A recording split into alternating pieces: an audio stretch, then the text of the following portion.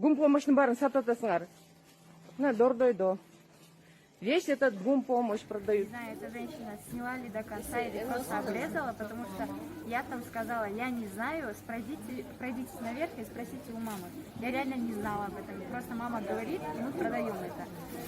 У нас все сертифицировано, Бардук Нефтебар, мы это все доказали. И та женщина, которая пришла, она изначально пришла, просто так сказала, спросила, прошлась и сразу начала снимать.